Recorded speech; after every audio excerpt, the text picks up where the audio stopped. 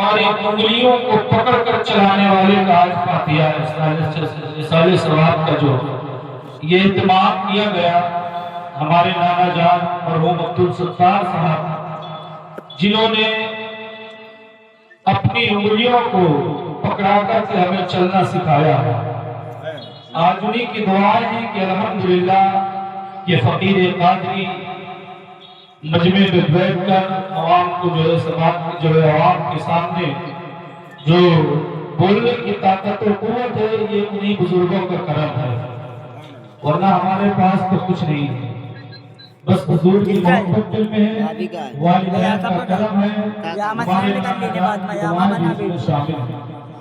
مزہ آ جائے اسٹیٹ میں آ جائے تو بڑی مزہ آ جائے گی ماشاءاللہ۔ ہاں جی ادھر دیکھیے کیمرہ وہاں سے نا ایک دم ایسے بس 10-15 منٹ کے لیے میں انشاءاللہ سر کہتا ہے نا یاما جان دینے والا نہیں یاما ایک کو نہ بگڑے میں یوٹیوب میں ڈال دیا ہے اور ایک بھی نہیں بگڑنا چاہیے۔ علماء حضرات آئیں انشاءاللہ انہیں آپ کو سماعت فرمانا ہے، آپ حضرات سنیں گے، سنیں گے، محبت سے دونوں ہاتھوں کو اٹھا کر کہہ دیجئے یا رسول اللہ، اور بلند آواز سے کہیے یا رسول اللہ، یا رسول اللہ۔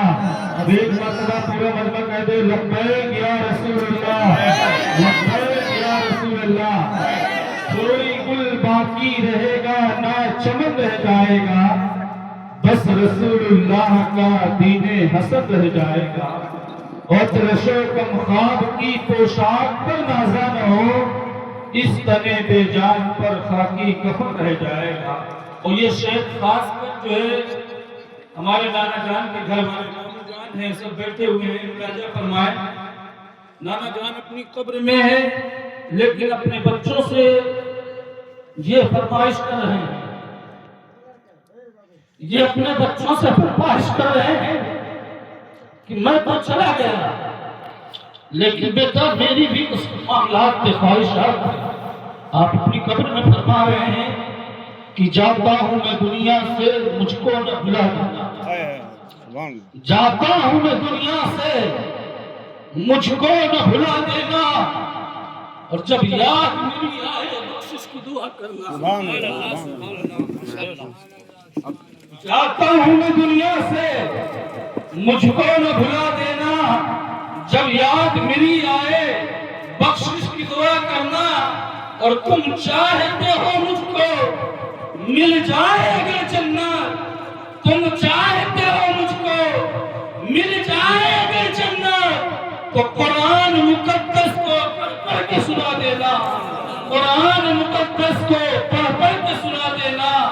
اور جانا ہے سبھی کو تو یہ آنسو بہانا کیا، جانا ہے سبھی کو تو یہ آنسو بہانا کیا، ماں باپ بہن بھائی سب کو یہ بتا دینا، جاتا ہوں میں دنیا سے مجھ کو نہ بھلا دینا، جب یاد میری آئے بخشش کی دعا کرنا۔ پڑھیے درود پاک اللہم صلی علی سیدنا مولانا محمد بارک وسلم، صلاۃ و سلام علیک یا رسول اللہ صلی اللہ تعالی علیہ وسلم۔ ہمارے حضرت پیر محمد صاحب نے اصالہ ثواب کی وجہ سے بڑے بھائی شوکت ماموں نے اور ان کے بچوں نے ہم لوگوں نے مل کر کے اس محفل پاک کو سجایا۔ یہ چاہتے تو صرف فاتحہ کرا کر مہمان کو کھانا کھلا کر کے ودا کر دیتے۔ حضرت اہل اسٹیٹ کی توجہ چاہوں گا، یہ چاہتے تو سب کو ودا کر دیتے، آخر ایسی جو ہے ٹھنڈی سرد موسم میں انہیں ذکر مصطفیٰ کرانے کی کیا ضرورت تھی، انہیں محفل میلاد مصطفیٰ کرانے کی کیا ضرورت تھی؟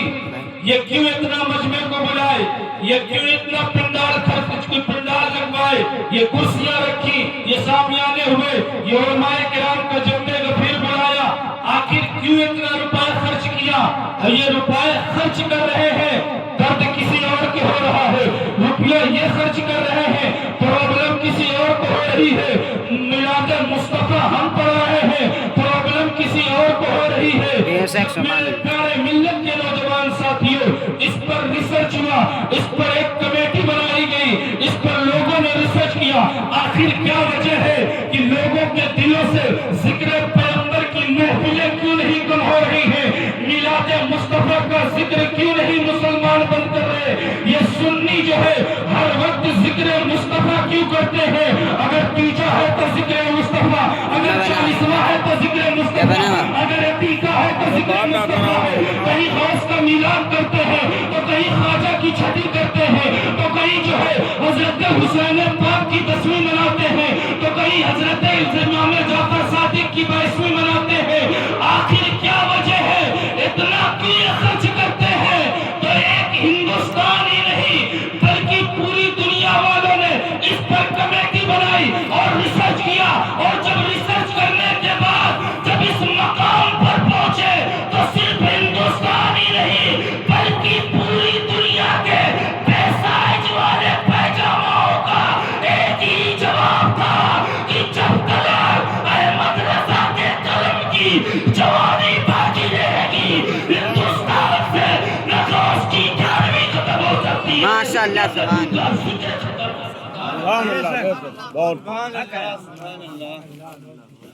جب تک امام احمد رضا خان کے قلم کی جوانی باقی رہے گی, ہندوستان سے نہ غوث کی میلاد میں 11ویں ختم ہو سکتی ہے, نہ مصطفیٰ کا ذکر ختم ہو سکتا ہے. کل نفس ذائقۃ الموت, ہر جاندار چیز کو موت کا مزہ چکھنا, بے شک. ہر جاندار چیز کو موت کا مزہ چکھنا ہے. کچھ لوگ افسوس کرتے ہیں مرنے کے بعد, کچھ لوگ جو ہے افسوس ظاہر کرتے ہیں. ارے افسوس اور ماتم تو وہ کرے جن کے مر جاتے ہیں. الحمدللہ ہم سنیوں کا عقیدہ ہے کہ مومن کے لیے موت افسوس کی چیز نہیں ہوتی بلکہ موت مومن کے لیے تحفہ ہوا کرتی ہے. میں آج اس بات کو رونگ ثابت کروں گا جو کہتے ہیں مرنے کے بعد جو ہے ماتم کرتے ہیں, آنکھوں سے آنسو بہاتے نہیں. جن کے مر کر کے چلے جاتے ہیں افسوس وہ کرے, مومن کے لیے تو موت تحفہ ہوا کرتی ہے. اب آیا میں ہردوئی میں توجہ چاہوں گا آپ حضرات سے. آیا ہردوئی میں ہمارے امام پیر محمد صاحب, حضرت پیر محمد صاحب نے ناشتے کا اہتمام کیا. اس میں جو ہے للولی کے پیڑے بھی تھے, اس میں جو ہے آپ کے جو ہے ببیرو کے جو ہے سموسے بھی تھے, کچھ نمکین بسکٹ افلاطون وغیرہ بھی ممبئی سے منگا کر کے اہتمام کیا. اور انہی سموسوں کے ساتھ جو ہے ایک مکسچر ٹائپ کی چیز تھی. ہمارے جو ہے چھوٹے میرے شاگرد محمد توکل حسین نے کہا مولانا صاحب پیڑا کھائیے, توجہ چاہیے کہوں گا, مولانا صاحب پیڑا کھائیے, برفی کھائیے, افلاطون کھائیے, سموسا کھائیے, اور اس کے بعد جو مکسر سی چیز ہوئی نا بولے ذرا اس کا بھی مزہ چکھیے. وہ مکسر چیز کیا کہ جسے ہم اپنی زبان میں چٹنی کہتے ہیں, بولو نا سبحان اللہ. اس کا بھی مزہ چکھیے. گویا جو چیز جسم کو ہلا دے وہ کھانے کی چیز نہیں ہوتی ہے, وہ پینے کی چیز نہیں ہوتی ہے, وہ چکھنے کی چیز ہوتی ہے. ہر جاندار چیز کو موت کا مزہ چکھانا ہے. قرآن نے نہیں کہا موت آنی ہے مرنا ہے بلکہ مزہ چکھنا ہے. اب حالت روزہ میں بولو نا یا سبحان اللہ, ماشاءاللہ. حالت روزہ میں افطار سے 4 منٹ 10 منٹ پہلے اگر کوئی شخص چٹنی کا مزہ چکھ لے تو بتاؤ اس کا روزہ باقی رہے گا کہ ٹوٹ جائے گا؟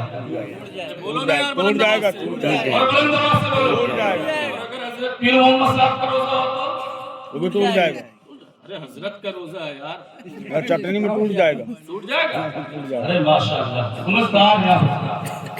جیسے ہی چکھا روزہ گیا.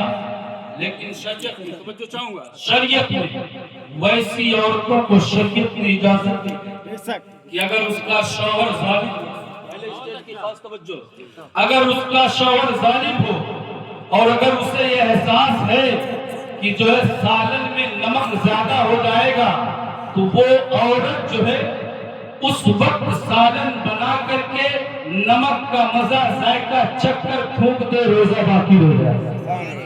کوئی مفتی تو اس کے خلاف فتویٰ دے دے.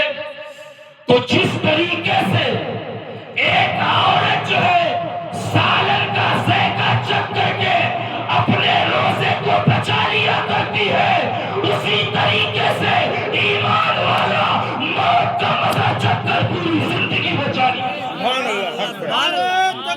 اللہ اکبر, یا رسول اللہ, زندہ باد اب میں نے موت سے کہا موت تو آئی کیوں؟ بچے یتیم ہو گئے تو آئی کیوں؟ بیوی بیوہ ہو گئی تو آئی کیوں؟ اے موت تجھے آنا نہیں تھا تو آئی کیوں؟ تو موت نے میرے کٹے کو پکڑ کے کہا رفال القادری کیا تیرے شہر سے کوئی حج کرنے کے لیے گیا ہے؟ میں نے کہا بے شمار حاجی گئے ہیں۔ تو کہا حاجیوں سے پوچھ کیا حال ہے؟ کیمرہ میں نے ٹچ کی نہیں صاحب سے میں نے قاری بھروسہ میں نے کہا قاری صاحب پھر حاجی صاحب کہاں گئے تھے؟ حج کرنے گیا تھا۔ کیوں گئے تھے؟ خانہ کعبہ کی زیارت کرنے گیا تھا۔ کتنا روپے خرچ کیے؟ 4 لاکھ روپے خرچ کیا۔ میں نے کہا 4 لاکھ روپے خرچ کر کہاں گئے؟ کہا خانہ کعبہ کی دیواروں کو پکڑ کر اپنے گناہوں پر شرمندہ ہو کر کے زاروں قطار روتے رہا، اپنے مالک حقیقی کو مناتے رہا۔ میں نے کہا 4 لاکھ روپے خرچ کر کے گئے، کیا خانہ کعبہ تمہاری بخشش کا گارنٹر بنا؟